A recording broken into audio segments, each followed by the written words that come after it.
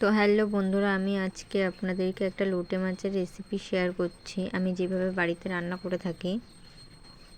তো প্রথমেই আমি লোটে মাছটা ভালো করে ধুয়ে নিলাম। লোটে মাছটা ধোয়া হয়ে গেলে একটু শিলে একটু জিরে বেটে নিলাম। জিরেটা বাটা হয়ে গেলে তুলে একটু রসুন বেটে নিলাম।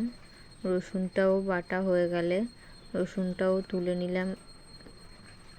তারপরে একটু আদাও বেটে নিচ্ছিলাম।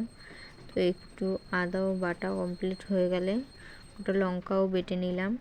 লঙ্কাগুলো বাটা হয়ে গেলে লঙ্কাটা একটা পাত্রে তুলে নিলাম।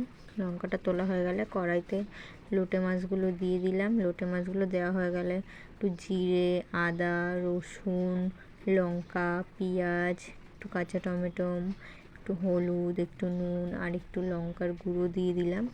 দিয়ে ওটাকে ভালো করে মেখে একটু আলু দিয়ে দিলাম। আলুটাও ভালো করে মেখে তেল দিয়ে দিলাম।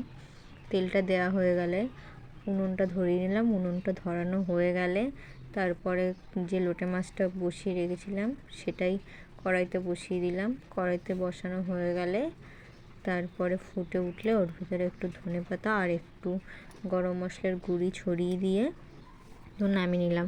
তো আপনাদের যদি এই রেসিপিটা ভালো লেগে থাকে তাহলে আমাকে একটা লাইক, কমেন্ট, শেয়ার আর একটু সাবস্ক্রাইব করে দেবেন। তো আপনারা সবাই ভালো থাকবেন। আজকের মতো ভিডিওটা আমি এখানেই শেষ করছি। তো আপনারা সবাই ভালো থাকবেন। তোমার লোটে মাছ রান্না কমপ্লিট।